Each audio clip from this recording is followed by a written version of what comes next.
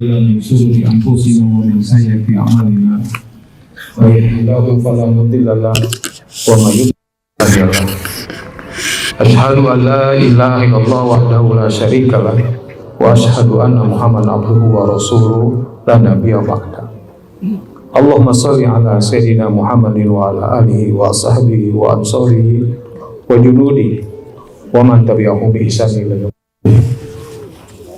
Amma ba'd fil hadirun ittaqullaha haqqa tuqatih wa la tamutunna illa wa antum muslimun.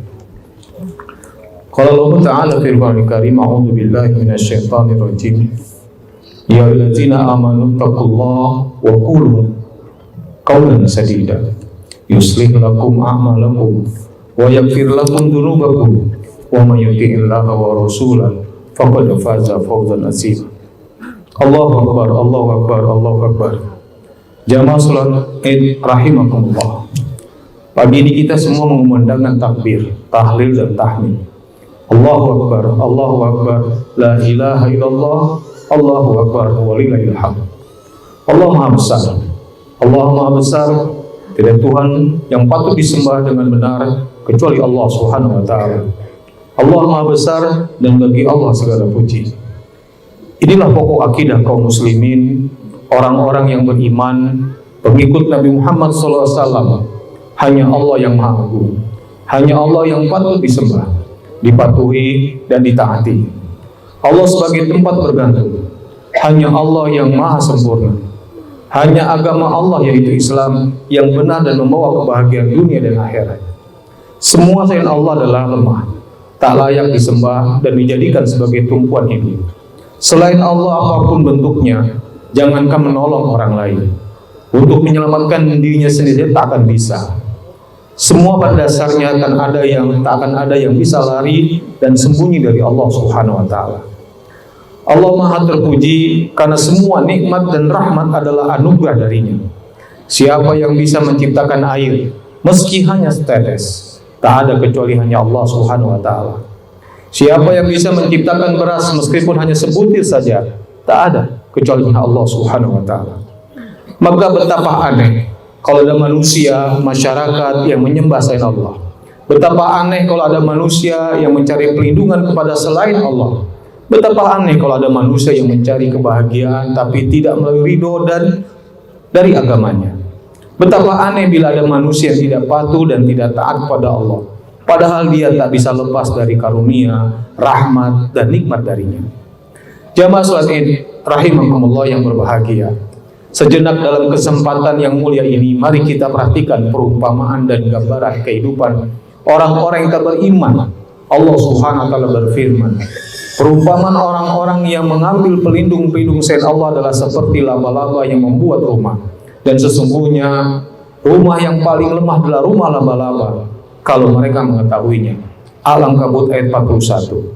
Ayat di atas banyak memberikan pelajaran. Pertama, kehidupan orang-orang yang tak beriman, yang tidak bertauhid kepada, seperti kehidupan laba-laba. Laba-laba itu bisa membuat rumah, tapi rumahnya yang dibuat tak bisa dijadikan tempat berlindung, baik dari panas maupun hujan. Rumah itu dibuat hanya untuk mencari makan, dan rumah laba-laba itu sangat lemah. Bila ada hujan atau angin atau serangan meski tidak begitu besar, maka sarang-sarang laba-laba itu hancur berantakan seketika. Laba-laba yang membuat rumah semacam itu adalah wajar, karena memang laba-laba tidak berakal dan tidak pernah belajar. Tapi bagaimana dengan manusia yang menjadikan selain Allah sebagai Tuhan, pelindung dan penolong? Betapa bodohnya mereka. Kedua, apapun selain Allah adalah lemah, maka tak layak dijadikan sebagai Tuhan, tumpuan hidup, tempat bergantung, dan diminta pertolongan. Maka hendaknya kita tidak silau dengan apapun selain Allah Subhanahu wa taala. Semua pasti sirna. Semua yang ada adalah fana, dan yang kekal hanyalah wajah Tuhanmu, yaitu Allah yang Maha Agung dan mulia. Surat Ar-Rahman ayat 26 dan 27. Ketiga, siapa saja yang menjadikan apa-apa selain Allah sebagai tempat bergantung, tumpuan dan dimintai untuk memberikan keselamatan, maka tak akan dapat apa-apa kecuali kehancuran. Keempat, Ayat ini juga memberikan pelajaran bahwa segala sistem buatan manusia yang tidak bersumber dari agama Islam adalah sangat rapuh. Tidak bersumber kitabullah dan sunnah Rasul adalah sangat lemah. Bak sarang-sarang laba-laba tidak akan membawa kepada kehidupan yang nyaman, adil dan sejahtera. Lihatlah betapa hukum dan peraturan-peraturan dibuat manusia dengan berbagai tingkatan dan nama-nama yang nampaknya modern tapi sangat rapuh. Baru saja kemarin ditetapkan, tapi sekarang sudah dirubah. Persis seperti laba-laba terus-menerus menyulam jaring sarangnya. Karena selalu saja ada yang rusak dan tak bisa sempurna. Karena itulah Allah berfirman, apakah hukum jahiliyah yang mereka kendaki dan hukum siapakah yang lebih baik daripada hukum Allah bagi orang-orang yang yakin? Surat Al-Maidah ayat 50. Kelima, ayat di atas yang mengilustrasikan tentang laba-laba dan rumah memberikan pelajaran kepada kita akan pentingnya membangun kehidupan rumah tangga yang kuat dan kokoh. Bukan seperti rumah tangga laba-laba yang sangat rapuh dan mudah berantakan. Rumah dibangun hanya untuk makan dan mencari makan. Dan rumah tangga laba-laba itu juga sangat aneh. Yang aktif dan yang sangat kuat adalah pihak betinanya. Seperti yang disyaratkan ayat di atas, subjeknya adalah laba-laba betina. Yang bisa merajut jaring hingga menjadi sarang adalah sang betina. Yang bisa dengan sangat sigap dan kuat untuk menangkap mangsa dan membelitnya adalah sang betina. Sementara laba-laba jantan santai, berjalan dan makan di pinggir-pinggir sarang, dan baru mendekat kepada sang betina bila ada kehendak. Karena kelemahannya inilah, maka laba-laba jantan harus mati dimakan sang betina sendiri di saat berhubungan. Kalau ada laba-laba jantan yang bisa lolos di malam pertamanya, tak akan bisa lolos di malam berikutnya. Atau dia sendiri yang harus menghabisi sang betinanya. Lalu kalau lahir anak-anak, mereka tak lama mereka pasti kabur. Karena kalau tidak tentu akan mangsa oleh induknya sendiri. Lihatlah betapa banyak rumah tangga manusia yang mirip dengan rumah tangga laba-laba. Bahkan bisa lebih tragis, itu rumah tangga yang tidak dibangun atas dasar keimanan dan ketakwaan serta syariat. Rumah tangga yang dibangun hanya untuk mencari makan, hingga akhirnya saling makan-memakan. Rumah tangga yang tak mengerti manajemen atas dasar Islam, hingga suami tak tahu peran dan istri pun menjadi sangat kelewatan. Apa hasilnya?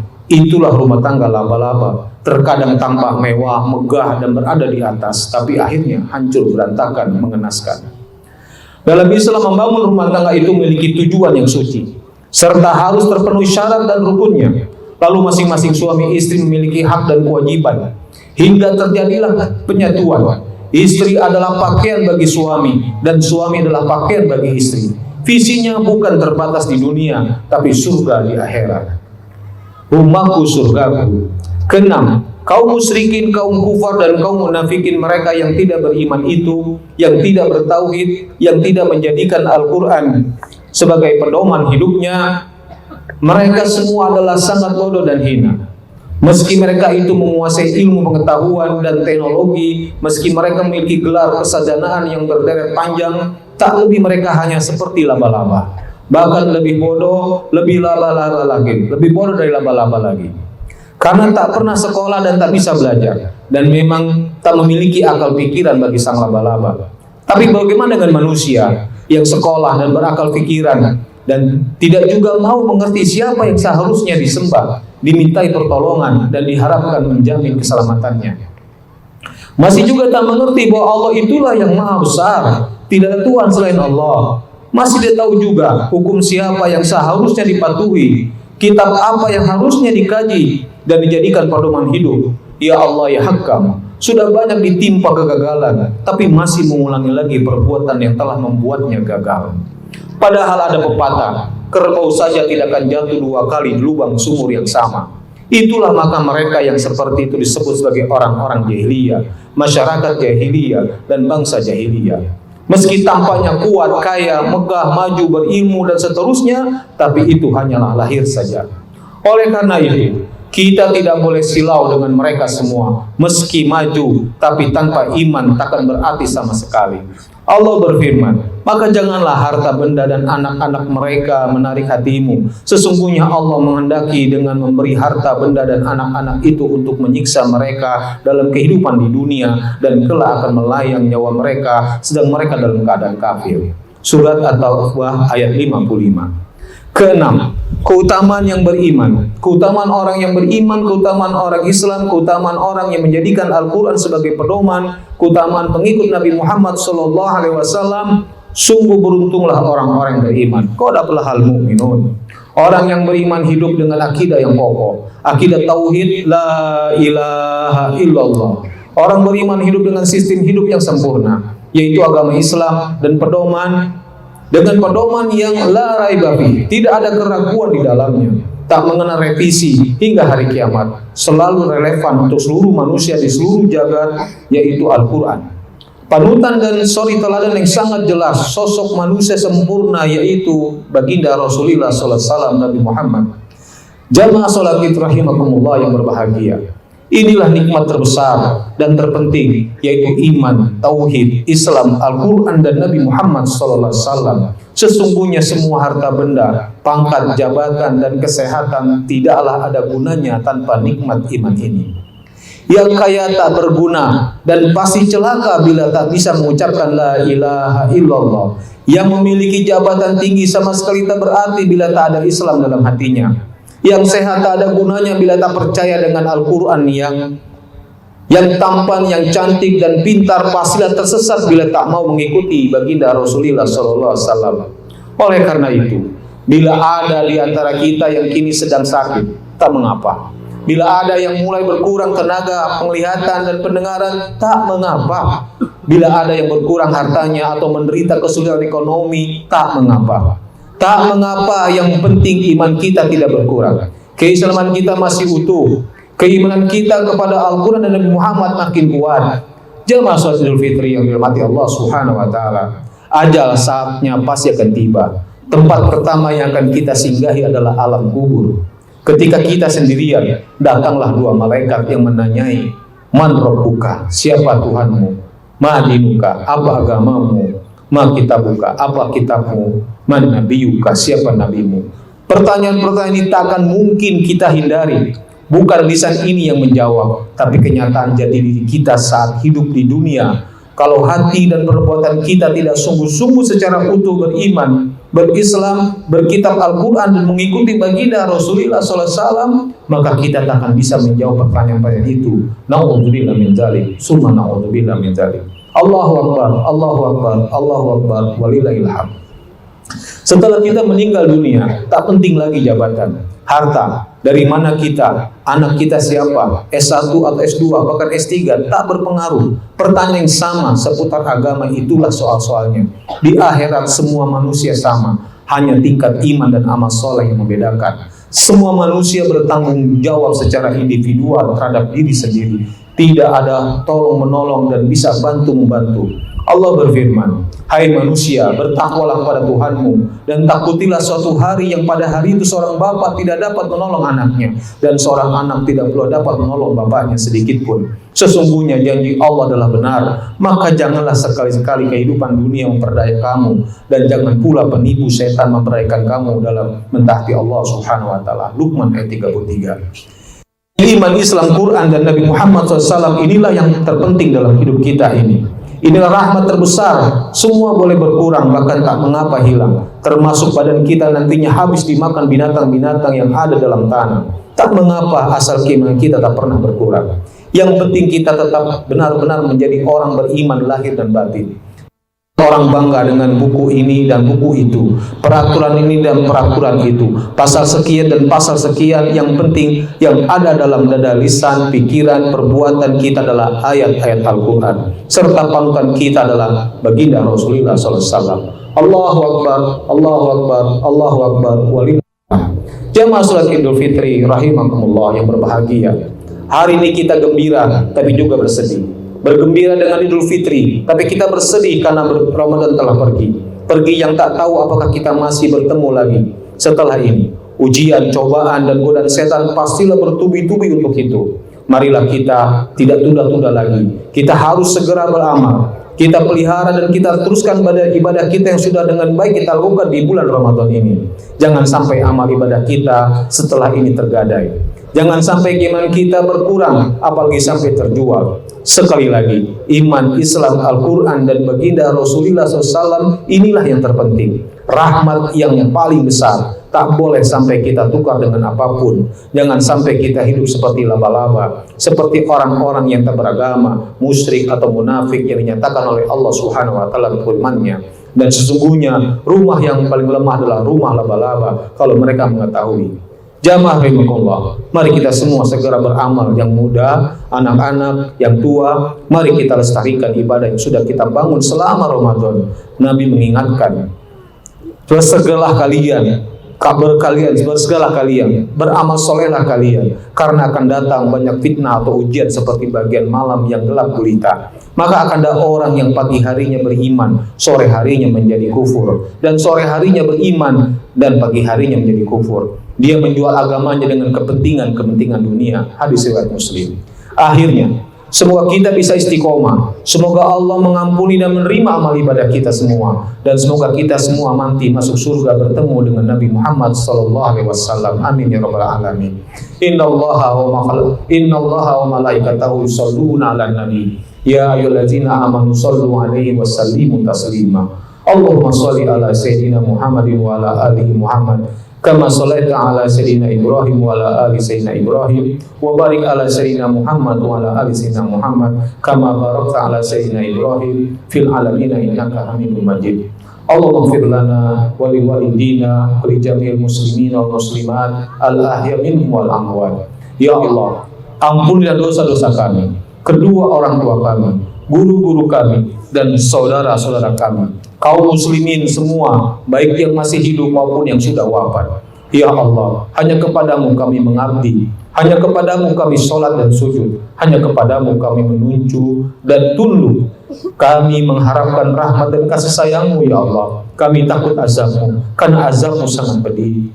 Ya Allah, jagalah kami dengan Islam dalam keadaan berdiri. Ya Allah, jagalah kami dengan Islam dalam keadaan duduk, dan jagalah kami dengan Islam dalam keadaan tidur. Jangan jayakan orang-orang kafir atas kami. La ilaha illa anta subhanaka inna kunna minaz zalimin. La ilaha illa anta subhanaka inna kunna minaz zalimin. La ilaha illa anta subhanaka inna kunna minaz zalimin. Ya Allah, mendengar rintihan hamba-hamba lemah dan banyak dosa. Ya Allah, lindungi kami, masyarakat kami, dan anak-anak kami dari perbuatan dosa dan godaan setan. Jangan segera Engkau lenyapkan hari yang suci ini. Berikanlah waktu kepada kami. Kami masih ingin bertemu dengan bulan Ramadan lagi. Kami masih ingin sholat Idul Fitri seperti ini lagi. Ya Allah, jangan biarkan orang-orang yang sengaja merusak kesucian Idul Fitri dengan pesta dosa dan kemaksiatan yang membuat masyarakat kami rusak dan anak kami hancur. Ya Allah, jauhkan mereka dari kami. Ya Allah, tolonglah saudara-saudara kami yang sedang dilanda kesedihan, yang sedang ada musibah, yang sedang Kau uji dengan penderitaan. Ya Allah, para janda, anak-anak yatim, kaum lemah, dan para fakir miskin, sembuhkan yang sakit, anugerah kebahagiaan kepada mereka. Siramilah mereka dengan rezeki yang melimpah dari sisimu yang penuh berkah. Kami lemah tak begitu berdaya membantu dan menyantuni mereka. Ampun kami ya Allah, ampuni kami ya Allah. Ya Allah, kumpulkanlah hati-hati kami di atas dasar kecintaan kepadamu. Pertemukan di jalan ketaatan kepadamu. Satukanlah di jalan dakwahmu, dan ikatlah di atas janji setia demi membela syariatmu. Ya Allah, padukanlah jiwa-jiwa ini sebagai hamba-hambamu yang beriman. Persatukan di antara kami yang sedang bersengketa. Sirnakan orang-orang yang merusak dan berpengkhianat. Jangan berikan tempat mereka-mereka yang tidak bertauhid, yang tidak beriman kepadamu, kitabmu, dan rasulmu. Jayakanlah umat Islam, berkah negeri kami.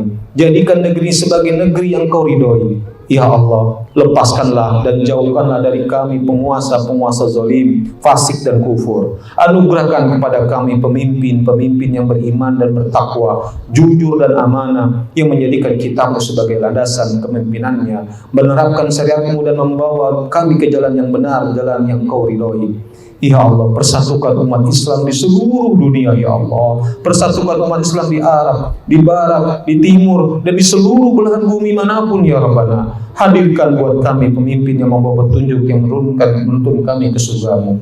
Ya Allah, selamatkan kami, anak-anak kami, keluarga kami, daerah kami, negeri kami, dan umat kami dari badai krisis, fitnah, bencana, dan dosa yang binasakan. Ya Allah, jangan Kau goyahkan hati kami setelah Kau beri petunjuk, dan tetapkanlah hati kami di atas agama-Mu. Ya Allah, jadikanlah hari terbaik kami sebagai hari pertemuan kami dengan-Mu. Jadikanlah amal terbaik kami sebagai pemungkas, dan jadikan usia terbaik kami sebagai akhir ajal kami, ya Allah. Limpahkanlah rahmat, ampunan, dan hidayah-Mu kepada kami semua. Amin ya rabbal alamin. Rabbana atina fid dunya hasanah wa fil akhirati hasanah wa qina adzabannar. Wa sallallahu ala nabiyyina Muhammadin wa ala alihi wa sahbihi ajma'in. Subhanaka rabbika rabbil izzati amma yasifun. Wassalamu alal mursalin walhamdulillahi rabbil alamin. Assalamualaikum warahmatullahi wabarakatuh.